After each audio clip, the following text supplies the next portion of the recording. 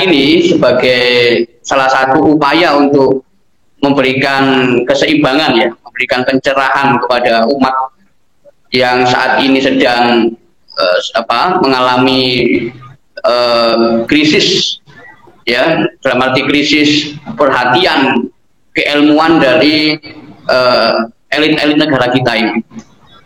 Tadi Pak Dr. Sugeng tadi menyampaikan soal masalah fenomena yang ada di Indonesia, ya. Dr. Nasaruddin Umar, ya, beliau sebagai Menteri Agama itu yang lagi viral itu, ya, termasuk juga sikap dari PBNU terkait masalah nasab. Ini merupakan bagian dari fenomena krisis epistemologis, ya, kalau dalam bahasa akademik itu. Ya. Jadi bagian dari fenomena, ya, kemunduran intelektual, ya, di mana, ya, kita sebagai anak bangsa harus terpanggil untuk ikut serta menutupi lubang-lubang yang terjadi di negara kita ini, yaitu lubang yang bersumber dari masalah nasab yang sudah 4 tahun berjalan nih, ya, 4 tahun berjalan didiskusikan, tapi belum ada sikap secara serius, secara ilmiah dari pihak-pihak yang kita anggap punya otoritas. Sebutlah, ya, PBNU, sebutlah, ya, Kementerian Agama, ya.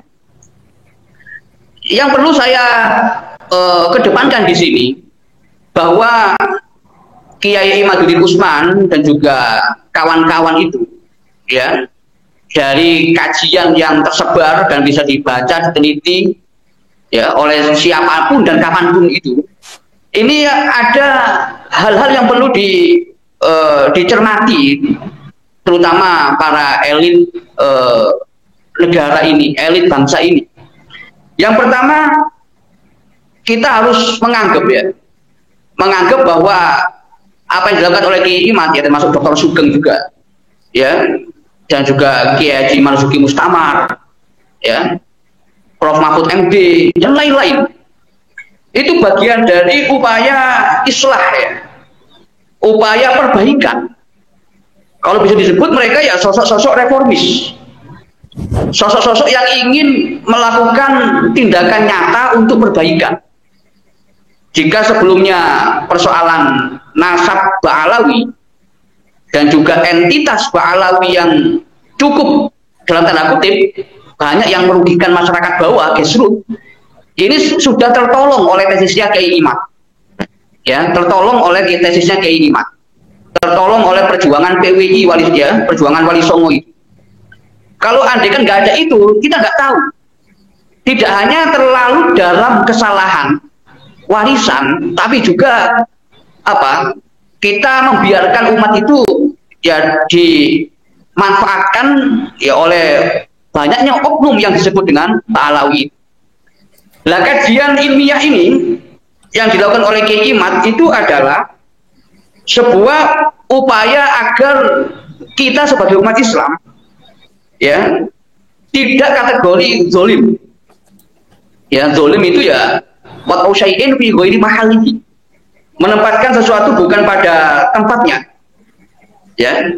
Ya, kalau memang mereka berjuang tidak mendapatkan manfaat sekarang dan langsung dinikmati oleh mereka, tapi generasi-generasi mendatang itu akan merasakan manfaatnya.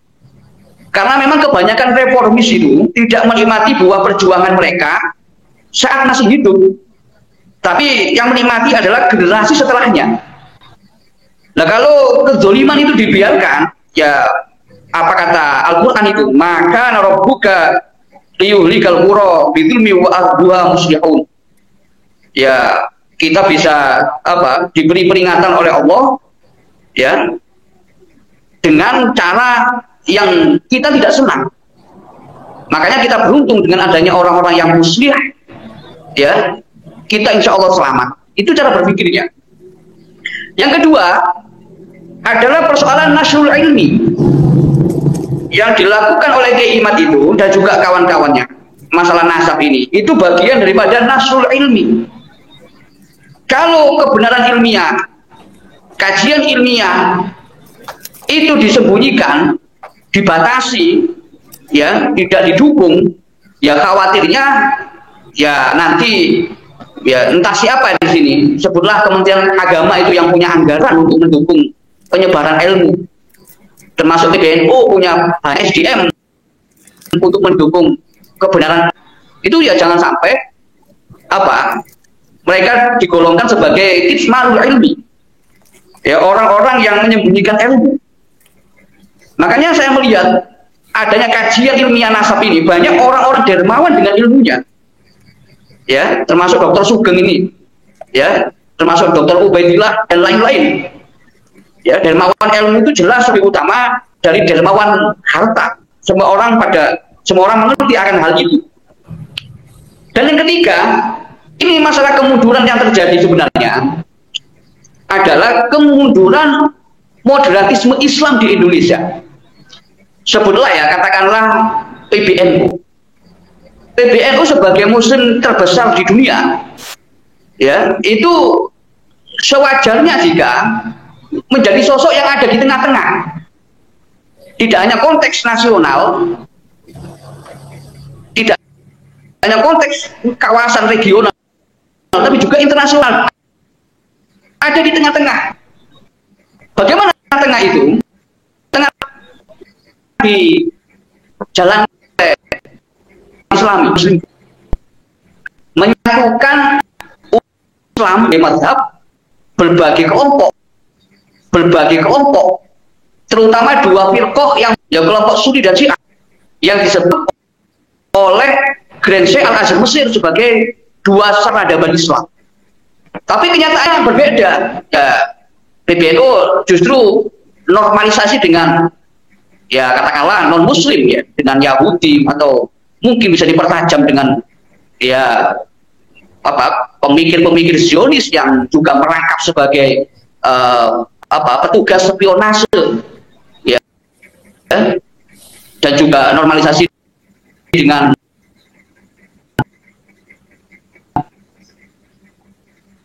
ya mungkin dengan Saudi lah, satunya yang sebelah kirinya, yaitu katakan ya sebutlah Iran di situ, ya. Dan nanti mendekat secara keilmuan, bukan hanya sekedar masalah politik, tapi secara keilmuan. Nah ini di luar konteks nasab. Di dalam nasab, persoalan nasab jelas tidak netral, tidak bisa menjadi penengah, ya tidak mau menjadi ummatan wasoton, ya litakunu syuhada 'alan nas, kata Al-Qur'an itu. Jadi umat yang ada di tengah-tengah, malah membela nasab Alawi yang jelas-jelas tidak terverifikasi kebenaran nasabnya tersambung kepada Rasulullah, baik secara DNA maupun secara data. Ini saya bicara karena di Sudan sedang ada situasi listrik mati, ya. Tapi nggak apa-apa, saya lanjutkan saja. Suara saya yang penting bisa terdengar, ya, dokter, ya. Ya. Kalau teman-teman bilang cuma putus-putus ya. Nggak apa-apa, dilanjutkan aja. Oh, suara saya putus-putus. Oh, baik. Kadang lancar, kadang putus itu. Ya, ya. Bisa di koneksinya, ya kita harus maklum teman-teman, mau gimana lagi. Kendalanya dokter ribut teman-teman di situ. Monggo Mas Dokter, terus dilanjutkan. Ya, kemudian itu soal masalah nasab, ya. Kemudian yang diharapkan setelah itu adalah Kementerian Agama. Setelah PBNU tidak mengambil sikap moderat dalam hal ini, yang bisa diharapkan adalah Kementerian Agama.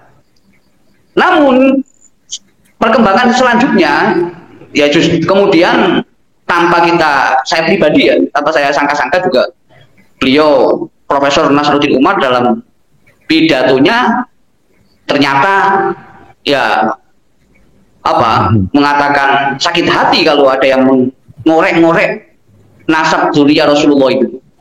Nah ini kan yang bisa ini sangat disayangkan sebenarnya itu. Yang lama, ya, concern di bidang penelitian, tapi kemudian lebih banyak fokus kepada tasawuf dan tidak ingin tahu bagaimana kebenaran data-data ilmiah itu. Ini yang jadi masalah. Ya mestinya moderasi itu dibangun dengan memadukan 3 pilar utama. Ya, yang pertama adalah persoalan nas, persoalan teks, ya, Al-Quran, persoalan sunnah, itu persoalan nas. Yang kedua adalah akal, ya, dan yang ketiga adalah basirah, intuisi, pendekatan sufisme, tasawuf. Nah, di mana letak moderat itu? Letak posisi tengah dalam tiga sudut ini. Tentunya yang ada di tengah itu adalah Yang ada di tengah itu adalah akal. Yang kanan itu basirah, yang kiri adalah nas. Lah, jangan sampai menjadi neo-mu'tazilah, kebanyakan ke akal. Semua ditimbang menggunakan akal. Ya, pendekatannya Mus'ulil Abdul Abdallah itu kan, liberal itu kan. Wah, itu luar biasa itu kemaslahatannya itu ditimbang secara nalar. Tapi ya tadi masih bernuansa liberal sehingga pede dengan Zionis tapi nggak pede dengan sesama Muslim. Ini sebuah krisis. Kemudian kalau Prof. Nasruddin Umar itu beliau ke Basoir, ke Basoiriyin, pendekatan spiritualis. Yang mestinya beliau juga menggunakan pendekatan nalar, juga nas, ya, data-data itu harus konsisten. Seperti fakta ilmiah, kebenaran masalah nasab, ya, yang tidak terkonfirmasi tersambung kepada Rasulullah itu sudah ada kelengkapan riset di situ. Ada konsistensi secara DNA, konsistensi internal, dan juga ada konsistensi secara eksternal, yaitu data-data yang koheren satu dengan yang lain. Dikaji, dibahas, hingga saat ini belum ada yang membantah data-data itu. Termasuk DNA belum ada yang membantah. Tentunya ditambah lagi dampak, ya. Jadi kalau kita sebut itu ada 3D, ya. Ada data, ada DNA, ada dampak. Dampak dari manipulasi data, termasuk manipulasi gen DNA nasab itu kan pasti ada. Karena nasab yang dimanipulasi, bahkan sejarah yang didistorsi, itu berkaitan dengan baginda Nabi Muhammad Shallallahu Alaihi Wasallam. Nabi sendiri mengatakan, "Man kadzdzaba alayya muta'ammidan falyatabawa maq'adahu minan nar." Dia mendustakanku, baik mendustakanku dalam arti ajaran Rasulullah maupun ya nasab Rasulullah. Oleh karena itu, kajian masalah nasab ini mengikat. Bagi siapa? Yang pertama bagi kalangan Ba'alawi. Ya, agar sekurang-kurangnya tidak mengaku sebagai cucu Nabi Muhammad SAW. Itu sekurang-kurangnya. Jadi dalam keputusan Majma' Fikih, ya, Majma' Fikih yang ada di Liga Muslim Dunia, itu juga disebutkan memang tidak boleh membatalkan nasab yang sudah membatalkan nasab seseorang, tapi ada keterangannya, ya, kecuali kalau memang jalan untuk membuktikannya dari berbagai sisi itu tidak terpenuhi. Nah, sekarang Ba'alawi itu untuk membuktikan dari sisi DNA tidak terpenuhi. Untuk membuktikan dari segi data, sejarah, kaidah ilmu nasab, apalagi pendekatan-pendekatan di jalur hadis, karena mereka banyak yang disebut sebagai ulama, tidak terpenuhi. Pendapat tasawuf juga nggak terpenuhi. Misalnya tokoh mereka lebih utama dari Imam Syafi'i. Ada lagi Imam Abdul Haddad lebih utama dari Imam Ghazali. Itu kan sudah nggak terukur. Dari segi kapasitas nggak sebanding, dari segi zaman, ya Al-Ghazali dan Imam Syafi'i jauh lebih awal daripada mereka itu. Jadi berbagai jalan secara ilmiah dikaji, itu semuanya itu terintegrasi, terkoneksi bahwa memang masalah nasab itu sudah final. Ya, kalau memang belum puas, ya mestinya Kemenak itu. Masa nggak ada anggarannya untuk membuat forum ilmiah tingkat nasional? Ya. Nggak perlu internasional lah, tingkat nasional aja dulu. Masa nggak ada anggarannya itu? Ya. Apalagi kalau pakai persoalan. Apalagi kalau pakai webinar yang mau webinar kan nggak mahal-mahal toh apa Pak Dokter? Nah, webinar kan nggak mahal-mahal. Makanya. Negara gulung aja, negara kecil kayak Emirat itu bisa mengimpor mufti kok, mengimpor hakim, mengimpor peneliti dari luar negeri, membuat karya tulis ya, misalnya kayak ensiklopedia usul fikih 41 jilid itu ditulis di bawah naungan pemerintah Emirat, walaupun ketua tim penulisnya orang Sudan itu, 41 ensiklopedia usul fikih. Guru saya Profesor Khalifah Babikir Al-Hasan itu ketua tim penulis ensiklopedia usul dan kaidah fikih. Dan kemudian ringkasan ensiklopedia itu dikasih pengantar oleh Oki. Coba andai kata PBNU sama Kemenak bergabung dua-duanya membuat kajian masalah nasab ini dengan berbagai perspektif, dikaji secara utuh ya, secara komprehensif ya, kemudian dialihkan ke bahasa Arab dan bahasa Inggris, loh itu akan menjadi ya bisa dikatakan Nobel tersendiri. Ini kalau ada yang bisa mengungkap secara utuh, ya ini layak ini mendapatkan Nobel ini. Ya, misalnya kajian DNA zaman tahun 90-an pasti berkembang dengan tahun 2000-an. Kajian DNA tahun 2020 tentunya semakin kompleks. Ya, semakin genuine, semakin hebat kajiannya. Ya, kalau kembali lagi ke zaman dulu repot. Kalau misalnya mengadakan syura wal istiqomah yang tidak konsisten itu. Ya, diambil di masa generasi akhir. Tidak mau mengambil generasi awal, itu kan nggak konsisten. Nah, ini yang menarik ini, Dr. Sugeng. Jadi ada 3D tadi ya, soal masalah data, DNA, dan dampak. Ya, saya sebenarnya tidak takut menyebut nama, tapi sudah banyak menyebutkan. Contohlah sebutnya Habib Rizik itu.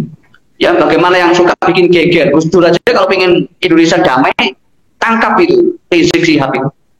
Ya kan terus rame terus itu, apalagi yang jadi korban ya Banser ya, yang digeruduk sama gerombolannya Bahar Smith kemarin itu ya, dipukul sama orang-orang yang mengaku sebagai cucu Nabi, masa begitu.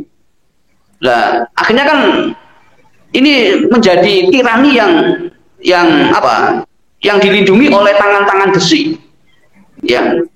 Kemudian persoalan masalah makam palsu, ya, kemudian distorsi sejarah kemerdekaan Indonesia itu luar biasa, itu masif sekali. Walaupun yang kemudian dianggap, yang kita rasakan aneh, kenapa? Orang-orang yang kita harapkan suaranya tidak pernah bersuara, malah sekali bersuara mendukung Mbak Alawi. Itu yang sangat disayangkan itu. Ya, kemudian belum lagi masalah klaim organisasi, ya, Jakman, ya, itu masya Allah. Ini bukan berangkat dari hal yang sepele, ini berangkat dari kecenderungan manipulasi yang dilindungi oleh simbol-simbol suci, oleh jubah, oleh teriakan-teriakan atas nama Tuhan. Ya, makanya dulu ya Gus Dur itu berkorban luar biasa agar ya generasi setelah beliau bisa menikmati. Lah termasuk kita semua bisa menikmati warisan Gus Dur, pribumisasi Islam dan seterusnya itu. Malah PBNU malah akrab sama mereka. Ya, ini yang sebenarnya bisa dikatakan ilat ya, kejanggalan dalam ilmu hadis itu. Ya, kejanggalan yang kompleks yang ya kita sebagai Ahlussunnah wal Jamaah harus ngambil sikap. Ya, dan yang terakhir ya, persoalan masalah literasi kembali lagi. Bahwa pendekatan normatif di Indonesia itu sudah kebablasan. Misalnya Kementerian Agama atau saya nggak nyebut institusinya ya, yang saya maksud adalah tokohnya, elitnya, elit Kementerian Agama atau elit PBNU. Ya, itu berlaku normatif kebablasan. Artinya apa? Posisi dua elit ini mestinya adalah ashabul masolih, maaf, Ashabul mabadi, pemilik prinsip, ya, pemegang prinsip, pembela prinsip, dan juga ashabul masolih adalah apa? Pembela kemaslahatan, kepentingan. Harus seimbang.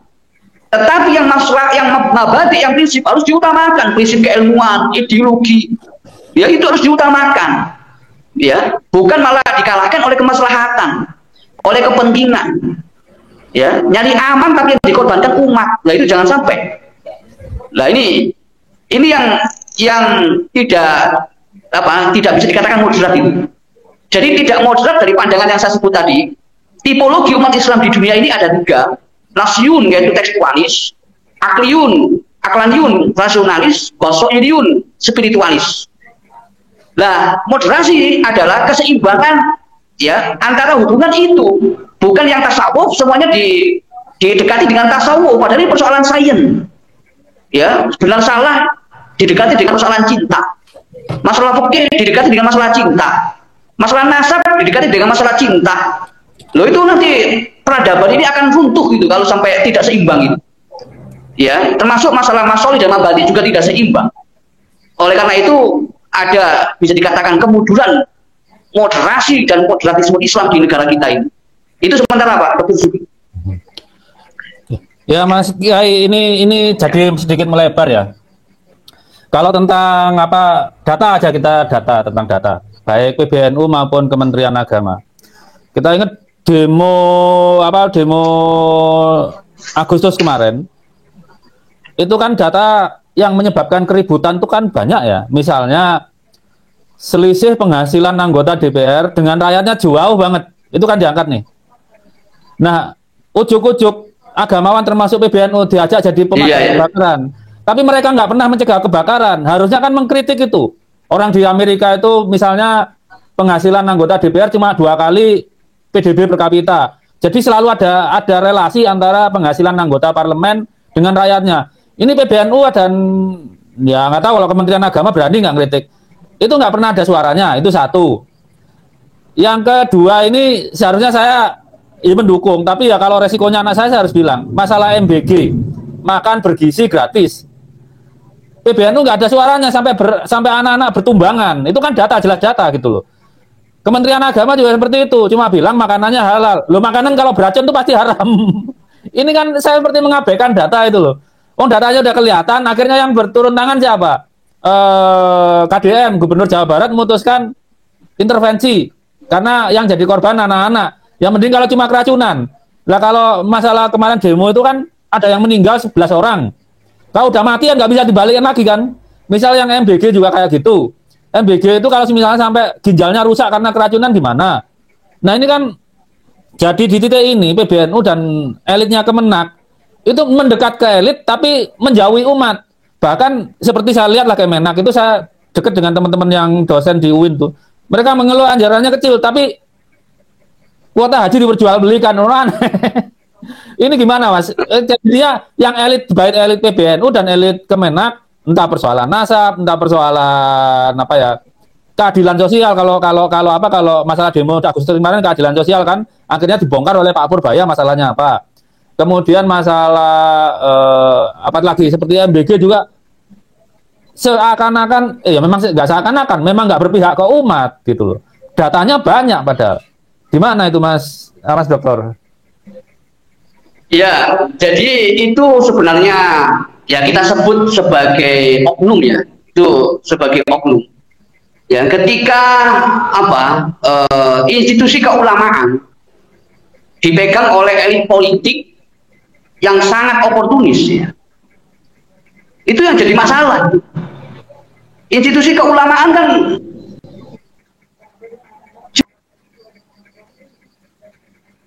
jelas itu ada di mana? Ada ulama. Yang ulama itu cukuplah berpihak dengan rakyat, walaupun dengan omongan yang baik lah. Nahnul ulama aslihatuna alsinatuna. Jadi senjata ulama adalah ya lesannya itu. Nah, kalau tidak digunakan pemikiran untuk berpihak kepada rakyat kecil, kepada umat yang teraniaya sampai mereka membela diri dengan munculnya misalnya di NU ada PWI misalnya.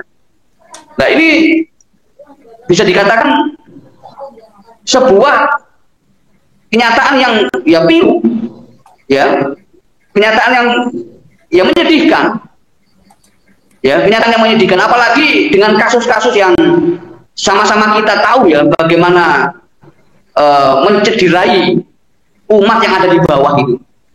Karena ini khawatirnya disebut durhaka ya.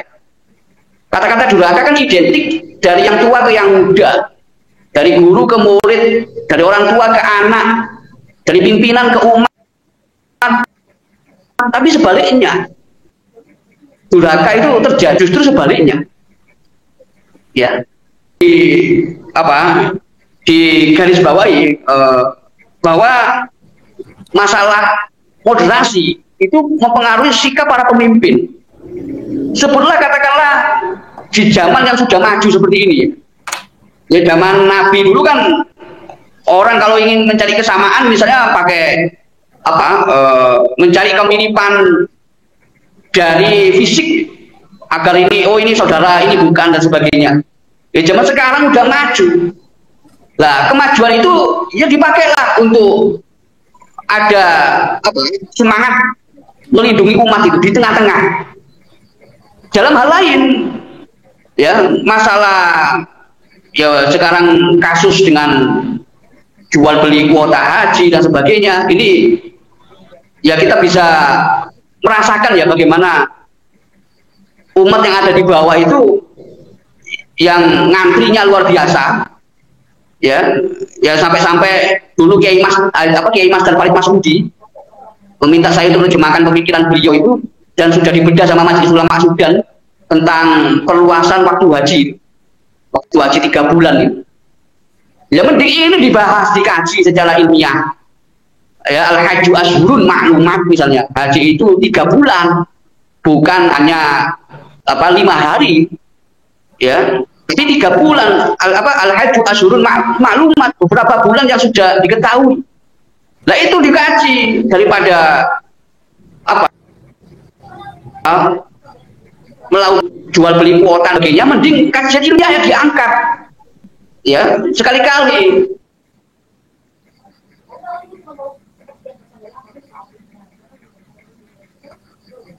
Putus suaranya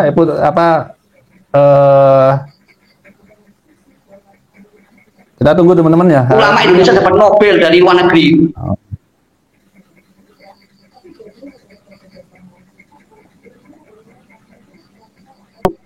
Universitas Islam Internasional UIII ya yang baru itu ditolak karena bahasanya menggunakan bahasa Arab, mintanya bahasa Inggris. Tapi ketika saya ajukan ke Pusat Pendidikan Bahasa Arab Negara-Negara Teluk justru diterima, dan saya menyampaikan dalam konferensi itu tentang riset saya. Loh, ini anomali paradoks yang ada di Indonesia ini tergantung elit-elitnya. Ya, tergantung elit-elitnya. Paradok ini sampai kapan gitu. Nah, kalau Indonesia mau mempropori dunia, ya pertama kali mempropori dunia Islam. Tidak bisa meloncat. Jadi kan kampus Indonesia itu riset itu ya coba berpikir kenapa semuanya harus Scopus misalnya. Kalau Scopus oke lah, misalnya kalau bahasa riset cobalah yang diangkat bahasa Arab kalau kampus-kampus Islam itu akan bisa merujuk kepada referensi primer kajian-kajian historis misalnya, nggak ada masalah. Kok malah bahasa Arab dianggap sebelah mata gitu. Nah, ini contoh paradok-paradok yang ada di Indonesia ini. Ya tadi kembali lagi, ya kita berharap kebangkitan ulama itu muncul di abad 2 NU, ya di abad zilenial ini di Nusantara, tanpa harus menunggu dari suara-suara elit yang tidak berpihak kepada kaum elit. Nah, jadi kembali itu bertolak kepada pemahaman moderasi keagamaan para ulama yang sekarang bisa dikatakan ya mohon maaf ya mungkin sudah malas membaca mungkin. Kalau bahasanya Dr. Sugeng, Kiai Ihya, Nur Ihya dan lain-lain itu ya ilmuwan ulama-ulama kalau sudah malas membaca kan bahaya itu. Ya karena peradaban itu bermula dari pemikiran dirumuskan dalam tulisan Dan ketika hubungan masyarakat ya itu lemah, ya hubungan dengan bacaan-bacaan serius itu lemah, otomatis akan kehilangan daya kritis ya, dan menjadi cenderung untuk membeo ya, mengcopy paste, merepetisi, dan nggak bisa melakukan inovasi. Jadi saya bangga sekali ini Dr. Sugeng dari Badan Riset ya, inovasi nasional ini, beliau mau mendedikasikan ilmunya ini. Ini ini sebuah anugerah ini. Jadi anak-anak muda generasi sekarang itu beruntung karena ilmu itu melimpah ruah. Ya, tinggal mereka bagaimana didukung oleh fasilitas-fasilitas yang ada, ya, didukung oleh orang-orang yang punya otoritas. Ya, makanya kajian nasab ini bagi saya adalah titik poin kebangkitan Fakultas Usuluddin itu setidaknya itu. Fakultas Usuluddin, karena ini nasab Nabi ya, bukan nasab biasa. Ini kajian keislaman. Kalau kajian saintifik itu ya itu kajian Dr. Sugeng yang lebih tahu. Tapi kajian keislaman ini menyangkut menyangkut masalah sunnah Nabi, akhlak Nabi, nasab Nabi, itu nggak bisa lepas daripada kajian-kajian Usuluddin. Ya, itu jadi krisis epistemologi, krisis moderasi. Ya, insya Allah kita termasuk orang-orang yang ingin sedikit memberikan sumbangsi agar jangan sampai itu akan berlarut-larut ke generasi-generasi ke depan, generasi-generasi setelah kita, ya, generasi-generasi setelah kita. Nah, itu betul. Nah, ini kalau persoalan masalah dianggap aneh, sesuatu yang sudah umum dianggap aneh, dalam sejarah peradaban, ya kita tahu, misalnya dinasti Fatimiyah itu, yang mampu bertahan dan meluas dari Maroko, ya, sampai kepada Asia, ya, bagian timur, ya, sampai kepada Mesir, bisa mendirikan kampus, ya, yang kita sebut sebagai Al-Azhar Asy-Syarif. Itu adalah peninggalan dari dinasti Fatimiyah. Ya, dinasti Fatimiyah Al-Mu'izz fi dinillah itu luar biasa punya jasa. Walaupun kemudian nasab dari dinasti Fatimiyah ini dilakukan oleh sekelompok orang, ya, termasuk dari kalangan Saudi Arabia yang Wahabi itu sangat semangat sekali untuk menyuarakan bahwa nasab orang-orang Fatimiyin itu nggak tersambung kepada Sayyidina Ali, nggak tersambung kepada Fatimatus Zahra. Walaupun ketika diteliti, ya, dibuat perbandingan dan seterusnya, ya, justru dari kalangan Syiah dan sebagian Sunni itu mengisbat nasabnya nasabnya Fatimiyin tersambung kepada Rasulullah, dan sebagian kecil yang lain dari kalangan Ahlussunnah dan kalangan Sunni itu membatalkannya. Nah, itu dalam sejarah itu sudah sudah terjadi bagaimana nasab ada yang tersambung dibatalkan, nasab yang jelas-jelas tidak sambung. Sebenarnya walaupun nggak dibatalkan, batal sendiri. Ya, walaupun nggak diputus, itu sudah putus sendiri karena memang nggak ada sambungannya. Hanya saja orang-orang awam di Nusantara ini masih banyak yang, mohon maaf dalam tanda kutip ya banyak glorifikasi, dimanipulasi oleh pengakuan-pengakuan yang nggak berdasar itu. Ya, cuman di Indonesia aja, di negara-negara lain itu enggak. Saya pernah ke Sudan, ke Mesir, Saudi, Maroko, ke Turki, Eritrea, beberapa negara itu yang saya tahu ya istilah Habib, Syarif itu enggak, ya, di kalangan umat Islam apalagi Habib, ya, kata-kata Habib ini enggak populis, ya, enggak populis. Itu cuma gelar-gelar biasa aja. Di Sudan itu ada penyebutan Habib, itu bukan cucu Nabi, tapi hanya sebutan saja, benar orang yang disenangi aja disebut Habib. Cuman heran di Indonesia ini kok kemudian menjadi penyebutan yang paling tinggi daripada yang lain. Nah, ini betul. Ya, sementara. Baik, terima kasih Mas Dokter. Ini kalau tentang nasab Bani Fatimiyah itu memang belum ada hasil, mereka belum ada satupun yang tes DNA. Jadi mau diisbat secara biologis juga susah gitu ya. Beda misalnya dengan Ayatollah Ali Khamenei, sepupunya sudah ada yang tes DNA, atau Presiden Ibrahim Raisi yang dari Kisada Taba-Taba itu banyak banget itu yang udah tes DNA. Jadi kita bisa pastikan itu nasabnya benar. Tapi balik lagi ke topik Mas Dokter. Sepertinya ulama ini lupa dengan sejarah. Kita ingat bahwa timbulnya komunisme, kemudian sekulerisme, kemudian apalagi ya liberalisme di Eropa. Itu kan perilaku ulamanya yang lebih mendekat ke kaum elit dan menggunakan agama untuk menghegemoni kaum awam ini. Ini sepertinya diulang di Indonesia. Kan sepertinya begitu. Apalagi agama Islam ini paling paling rawan digunakan untuk menghegemoni awam. Soalnya apa? Islam itu kalau nggambarin dosa paling detail dibanding agama lain.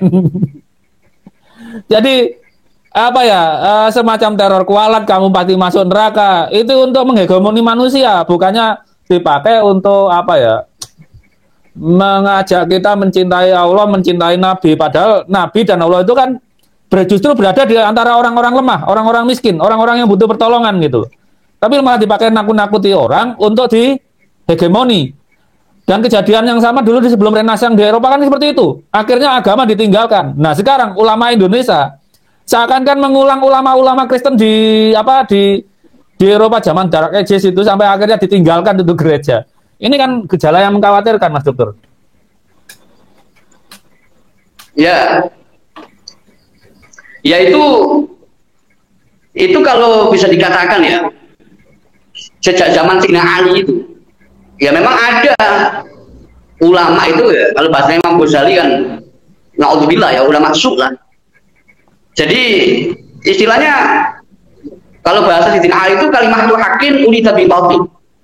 Agama dijadikan alat politik. Maka muncullah istilah kiai politik kiai. Tapi alhamdulillah masih banyak kiai-kiai yang luar biasa memberikan uswah untuk umat ini. Nah, ini banyak terjadi di kalangan Ba'alawi. Ya, dai-dai Ba'alawi itu luar biasa itu. Tidak mau belajar. Ya, itu banyak sekali oknum-oknum Ba'alawi. Semacam kayak ya alergi dengan ilmu, seolah-olah begitu. Yang penting karomah, ya, yang penting punya nasab. Nah, makanya di negara-negara Timur Tengah itu juga sama.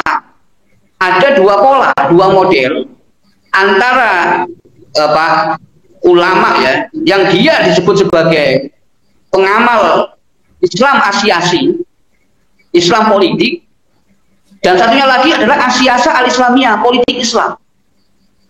Kalau Islam politik, Islamnya yang dijadikan alat politik. Kalau politik Islam, dia mengamalkan Islam, ya, diantaranya menggunakan politik untuk tujuan yang dibenarkan oleh agama Islam. Jadi politik sebagai alat untuk Islam, bukan Islam alat untuk politik kepentingan dirinya. Nah ini yang mengemuka. Memang fitnah akhir zaman yang kebanyakan ya Islam politik. Islam politik itu kalau dalam bahasa hadis itu sejak zaman Nabi itu sahabat-sahabat diminta untuk mewaspadai tipologi orang yang manipulatif. Ya, orang yang manipulatif yang ya kalau melihat kebenaran itu ya kalau menguntungkan dia ya dianggap benar. Kalau nggak menguntungkan ya salah. Ya, kebenaran manipulatif itu itu lebih berbahaya. Nabi mengingatkan agar jangan sampai tertipu ya dengan orang-orang yang terbiasa atau merasa ringan melakukan kebohongan. Nah, makanya Masya Allah ini yang menjadi tugas ulama itu adalah menanamkan kejujuran, karena ulama memang boleh salah, nggak boleh bohong. Dan visi ulama adalah ahli ayat. Ya dalam kitab Al-Hadis Al-Fasl Bainar Rawi wal Wahyi yang dikarang oleh Al-Mahur Muzi itu ada riwayat dari Hasan Al-Basri, beliau menyampaikan hadis Rasulullah mengatakan himmatul ulama ahli ayat wa himmatus sufaha'i ar-riwayah. Semangat ulama adalah mempertanggungjawabkan ilmu, bukan meriwayatkan ilmu. Makanya mencintai ilmu sama mencintai materi itu nggak bisa bertemu.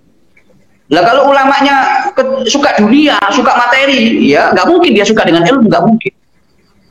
Lah ini yang jadi dasar persoalan, sehingga ulama itu tidak membimbing umaro, tidak membimbing pemimpin, malah ulama jadi petugas partai, jadi pesuruhnya politikus. Nah ini kan luar biasa merusak bagi bangsa ini.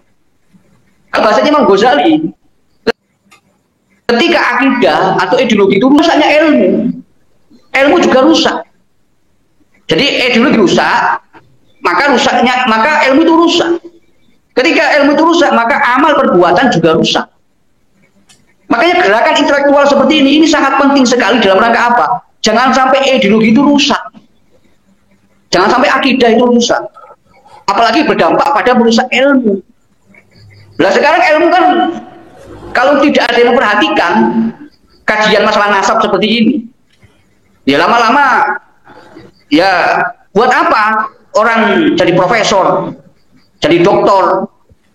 Buat apa orang punya otoritas di bidang keilmuan, di bidang keagamaan kalau tidak bisa mendahulukan pertanggungjawaban ilmu? Karena ilmu ini luar biasa, bisa berdampak luas. Kalau yang jadi panutan itu tidak punya koridor berpikir Islami, ya seenaknya sendiri, ya ideologinya juga nggak karu-karuan, ya bagaimana dengan umatnya? Lagi-lagi ini persoalan kita sebagai umat Nabi yang mengamalkan ilmu, ya memberikan nasihat, ya. Jadi ini bagian daripada nasihat. Bagaimana akan bisa membangun peradaban kalau seperti ini? Nah sekarang ini ya orang yang berantem antara pemerintah dengan masyarakat persoalan ekonomi, yang bersikap agama, ya lagi-lagi agama yang dipakai adalah kerukunan beragama, jadi nggak nyambung. Timur Tengah lagi perang, ya yang dipakai adalah kerukunan agama, ya nggak nyambung lagi itu. Timur Tengah supaya nggak perang, Palestina supaya merdeka, akhirnya mengajak antar umat beragama, Yahudi, Nasrani, Kristen, Islam dikumpulkan, Buddha, Hindu, bagaimana bisa menyuarakan perdamaian, nggak nyambung lagi juga. Apa hubungannya Yahudi dengan Zionis itu? Apa hubungannya Islam dengan Zionis? Maksudnya Zionis itu soal lain gitu. Tapi kemudian yang terjadi adalah yang tadi disebut sebagai manuver-manuver yang bersifat ya bukan yang sesungguhnya. Ya, ini kesenjangan yang terjadi di kalangan elit-elit kita, ya. Di kalangan elit-elit kita. Jadi kalau dari kalangan Alawi ingin bersikap adil, ya sudah, ya harus memberikan contoh. Sudah, saya tidak mengaku lagi sebagai cucu Nabi Muhammad SAW. Itu selesai. Kalau masih mengaku-ngaku, nah ini berarti ya itu ya konsekuensinya apa? Ya nanti kalau nanti mereka yang ngawur-ngawur itu, yang merasa punya nasab, mendolimi umat, oh itu juga kena imbas dosanya. Gitu. Ya tadi kata Dr. Sugeng itu menakut-nakuti dengan karoma, dengan kualat, ya kayak di Madura itu, istrimu saya nikah, kalau kamu nggak mau nanti kamu nggak dapat syafaat Rasulullah. Nah ini contoh, ya contoh bagaimana kajian nasab selama bertahun-tahun ini itu mengikat bagi mereka agar sekurang-kurangnya tidak mengaku sebagai cucu Nabi. Nah kalau generasi umat Islam sekarang ini alhamdulillah sudah banyak pinter, ya mereka walaupun otodidak dan lain-lain, ya cuman setidak-tidaknya ilmu nasab itu mengajak mereka untuk memahami 5 skill keilmuan hadis. Jadi dalam kajian nasab itu, karena ini nasab Nabi ya, itu nggak bisa lepas dari kajian hadis, ya terutama masalah ilmu rijal, termasuk juga ilmu hadis yang berkaitan dengan pesan ini mutasil, apakah mungkotek, ya apakah maudhu dan seterusnya. Lah apa 5 skill itu? Ini sangat penting ini bagi teman-teman kita ini, adik-adik kita semuanya ini, bahwa harus punya yang dinamakan malakatul tausik, ya. Malakatul tausik itu ya skill verifikasi sumber, menguji kebenaran sumber. Ya kalau anak kuliah ini pasti paham. Yang kedua, malakatul istiqra, skill induksi, kemampuan untuk menyimpulkan, ya, dari yang khusus, ya, partikular disimpulkan ke umum, itu skill induksi. Kemudian yang ketiga, malakatul muqaranah. Apa itu? Skill muqaranah, komparasi kualitas rawi, kualitas narator atas satu pesan. Jadi nggak buru-buru, nggak buru-buru. Ini kalau mengandekan, mohon maaf sekali. Andai kata ulama-ulama kita yang punya otoritas ya dalam hal masalah kebijakan, ya kayak Profesor Nasaruddin Umar itu, andai kata beliau mengikuti perkembangan di bawah, aku yakin nggak akan bicara seperti itu. Profesor Nasaruddin Umar, andai kata mengikuti kajian nasab, perkembangan diskursus kenasaban, mengikuti bagaimana orang-orang grassroots menyikapi dinamika polemik nasab ini, saya yakinnya beliau nggak akan bicara begitu. Tapi hemat saya beliau tidak mengikuti. Beliau hanya melihat sekilas-sekilas saja, ya, tidak sampai pada malakatul tausik, malakatul istiqra, malakatul muqaranah. Dan ditambah lagi dalam masalah kajian nasab ini adalah malakatul tarjih wa daf'i ta'arud. Apa itu? Skill menyeleksi yang lebih kuat dan menolak pertentangannya. Mana yang lebih kuat antara manuskripnya dari Pak Alawi apa dari Kiai Imat? Kemudian apakah ada pertentangannya? Itu dikaji, diikuti. Kalau diikuti baru bisa komentar. Dan yang terakhir adalah malakatul tahlil wa ta'lil. Apa itu? Punya skill untuk mengurai kejanggalan pesan, ya, ilah pesannya dan sebab yang melatarinya. Nah, kalau ini dipahami, mengikuti kajian ini pakai skill keilmuan hadis, aku yakin yang mulia Profesor Dr. Nasaruddin Umar tidak akan bicara seperti itu. Beliau akan seimbang dalam mengambil kesimpulan, akan faktual dalam mengambil kesimpulan. Ini yang sangat disayangkan. Makanya ya, apalagi beliau Gus Yahya, beliau kan ya beda lagi, itu sudah nggak terbiasa dengan diskursus akademik ya. Tapi Profesor Nasaruddin Umar ini beliau sudah terbiasa diskursus akademik, tapi di zamannya, ya, di zamannya. Maka ini yang perlu setidaknya ya diupdate lah, ya. Beliau mengupdate kembali masalah soal nasab ini biar tidak sampai sakit hati, ya. Karena sakit hati itu ada dua, karena ketidaktahuan dan karena pengetahuan. Beliau itu sakit hati karena pengetahuan tentang masalah nasab Dzurriyyah Rasul itu, atau karena ketidaktahuan. Karena saya paham sekali Prof. Nasaruddin itu, saya masih S1 dulu baca disertasi beliau tentang gender dalam Al-Quran. Waktu saya baca di perpustakaannya Pasca Sarjana YIN Sion Apel, YIN. Itu sudah saya baca disertasi beliau itu.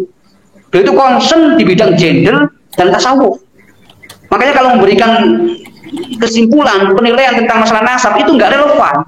Kecuali beliau memfasilitasi sebagai Menteri Agama, mengumpulkan ulama-ulama terkait untuk melakukan kajian komprehensif, itu baru masuk akal. Nah, ini saya tanpa mengurangi rasa hormat ya. Ini biasa, kritik itu biasa. Karena yang nggak bisa dikritik itu Allah, nggak bisa dikritik itu Nabi Muhammad. Ya, Quran hadis itu yang mutawatir, yang sahih, atau yang mutawatir nggak usah dikritik. Tapi kalau selain itu, oke lah, kita boleh saling mengkritik. Dalam arti ini kritik yang membangun, ya, dari insider saya sebagai warga Nahdliyin, ya, atau outsider saya bukan dari Kementerian Agama gitu. Nah ini sementara. Dan saya tambahin lagi, kalau untuk persoalan kritik ya, masalah kritik itu di Mesir itu, Dr. Said Osama Al-Azhari, beliau kan sekarang diangkat sebagai Menteri Agamanya Mesir. Dr. Said Osama Al-Azhari walaupun beliau doktornya bidang hadis, bahkan digelari sebagai al-muhaddis, ya, ini dengan segala hormat, karena saya juga pernah ngaji ke beliau waktu di Mesir, di Kairo itu, di Maudiyah Fasih al-Jum'ah. Saya ngaji hadis ke Syekh Osama. Tapi soal kritik itu nggak ada masalah. Beliau itu pernah menyatakan statement, ini contoh saja, bahwa Ibnu Utsaimin, ya, ulamanya Saudi Arabia, itu disebut oleh Syekh Osama mengkafirkan orang-orang Azhar. Padahal kalau diverifikasi sumber-sumber primernya dalam fatwa-fatwanya Utsaimin, beliau tidak mengkafirkan ulama Azhar. Artinya apa? Ya, beliau sebagai ulama, ya, Asy'ari akidahnya, Syekh Osama sebagai Menteri Agama yang sekarang, Ya, itu kalau salah nggak masuk, ya boleh-boleh saja salah. Karena ulama itu boleh salah tapi nggak boleh berbohong. Ya, dan juga yakin saintis-saintis itu. Saya sampai sekarang masih percaya family tree itu. Saya masih percaya bahwa itu memang verifikasi ilmiah. Bukan karena apa? Karena dibayar kata Gus Baha itu. Ya, mereka itu dibayar itu. Misalnya beliau nggak percaya DNA karena DNA jujur, tapi mungkin ya tapi orang yang menguji laboratorium itu kalau dibayar bagaimana? Nah, itu kan Gus Baha bilang begitu. Tapi ya apa istilahnya berbohong jamaah ya secara mutawatir, nasabnya apa Raja Mak Jordan itu manipulasi, nasabnya Saudi manipulasi, nasabnya Aroisi manipulasi, nasabnya Khomeini manipulasi, itu kan jadi lucu jadinya. Ya, maka saya masih percaya bahwa laboratorium yang pakai memang ya uji apa adanya, walaupun nggak spesifik nyebut Nabi Muhammad misalnya, tapi kan setidaknya apakah ini Ibrahimi apa bukan, apakah ini apakah ini Arab apa bukan. Kalau Arab aja tidak, itu jadi persoalan. Makanya zaman sekarang ya kalau seandainya Nabi Muhammad masih hidup, tapi yakin beliau juga akan menggunakan DNA, ya tidak menggunakan cara untuk apa mengidentifikasi kemiripan ya, telapak tangan, telapak kaki dan lain-lain, itu kan zaman dulu. Ya. Sekarang sudah modern. Ya, jadi sekali lagi 3D itu penting, bahwa secara data, secara DNA dan juga dampak itu nggak bisa dipisahkan. Mungkin ada yang mengatakan DNA sudah cukup, data dan dampak sebagai pendukungnya. Ada yang mengatakan data sudah cukup, ya DNA sebagai pendukungnya, tapi yang jelas semua jalan menyimpulkan sama bahwa nasabnya adalah terputus, alias bukan cucu Rasulullah Muhammad SAW. Itu Dr. Sugeng. Ini sudah 1 jam karena kita berdua, jadinya biasanya kalau 3 orang itu 1,5 jam. Nanti habis ini Mas Dokter menutup dengan doa karena nggak banyak lagi dibahas. Cuma yang menarik tadi tentang Gus Baha. Gus Baha nggak tahu cara memverifikasinya. Yang penting kalau DNA itu disajikan data mentahnya itu teman-teman. Data mentah itu harus disajikan. Apa haplogrupnya, apa haplotype-nya, baru kita validasi dengan yang lain-lain gitu. Dan Gus Baha itu matematika aja nggak dapat. Gimana memvalidasi? Kalau matematika aja nggak dapat itu gimana? Tapi gini, sekaligus maaf, sekaligus untuk penutup Mas Dokter ya.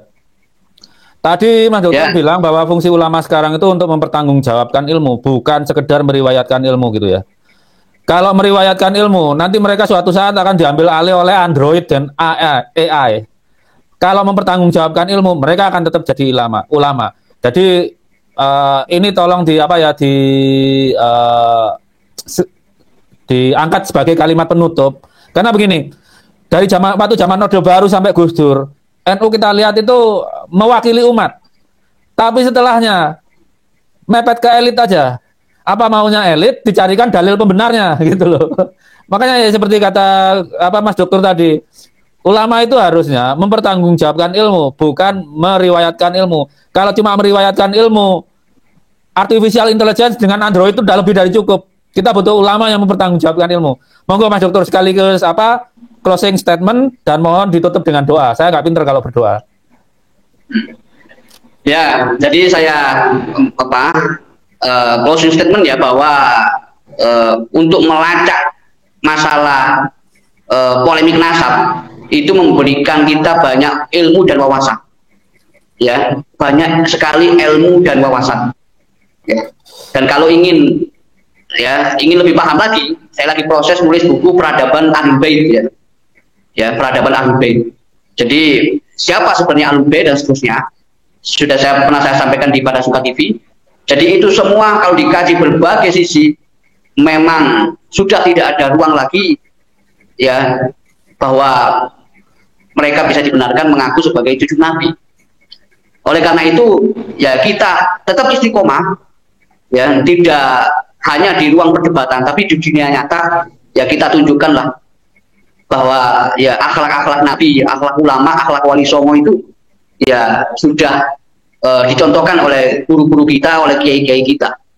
Tapi bagaimana tentunya yang diam kalau tidak tahu dan bersuara kalau tahu. Ya, jangan sampai mendiamkan saja. Ini diam, tahu tapi diam. Lah nanti umatnya terjerumus. Ya. Jadi asakit anil haq sayuqul akhras. Ya. diam dari kebenaran adalah setan yang bisu. Ya, setan yang bisu. Apalagi suka makan-makan yang haram. Itu tidak hanya setan yang bisu, tapi juga golongannya babi yang buta. Artinya membabi buta. Jadi yang dicari, yang dikumpulkan adalah makan-makan yang haram, ya, sehingga kecintaan ilmu itu menjadi luntur. Naudzubillah min dzalik. Ya, naudzubillah min dzalik. Makanya alhamdulillah bersama Dr. Sugeng insya Allah diajak kepada ilmu. Ya nggak jadi kayak AI yang suka meriwayatkan saja, tapi menjadi orang yang mempertanggungjawabkan data, mempertanggungjawabkan informasi dan ilmu. Ya, mari kita tutup dengan doa. Al-hadini as-solihah wa ala ma nawaina wa ala ma nawa salafuna sholih. Al-Fatihah. A'udzu billahi minasyaitonir rajim. Alhamdulillahirabbil alamin arrahmanir rahim maliki yaumiddin. Iyyaka na'budu wa iyyaka nasta'in ihdinas siratal mustaqim siratal ladzina an'amta 'alaihim ghairil maghdubi 'alaihim waladdallin amin. Allahumma shalli wa sallim ala sayyidina Muhammadin wa ala ali sayyidina Muhammad walhamdulillahirabbil alamin. Allahumma lakal hamdu wa minkal faraju wa ilaikal mustaka wa antal musta'an wa alaika tuqlan wa la haula wa la quwwata illa billahil aliyyil azim. Ya Rabbana ya Rabbana ya dzal bahai wa sana wa dzal ghina anta mujibus sa'ilin yassir lana umurana washrah lana sudurana wastur lana uyubana fa anta bisatri qabil waghfir lana dzunubana wa kullu dhanbin 'indana wa min taubatin lana anta ta'imin bijahi sayyidina rasul wal hasanain wal batul wal murtadha bil fuhul wa jahi jibril amin. Summa sholatu wassalamu ala nabiy khairil anam wa alihi wal kiram wa sahbihi wa tabi'in. Hadirallahu wa iyyakum dari saya. Assalamualaikum warahmatullahi wabarakatuh. Terima kasih Mas Dokter atas kesediaannya menghabiskan waktu dengan kami sore ini. Teman-teman, saya tutup, kita berdoa agar elit-elit di PBNU dan elit-elit di Kementerian Agama kembali berpihak ke Nahdliyin, ke rakyat kecil, karena tugas kenabian itu nggak cuma memimpin, tapi juga mewakili kepentingan orang kecil gitu. Dan gitu ya Mas Dokter ya. Terima kasih semuanya. Saya tutup vlog malam ini. Terima kasih ke Mas Dr. Tribun Nur Huda. Wassalamualaikum warahmatullahi wabarakatuh. Waalaikumsalam warahmatullahi wabarakatuh.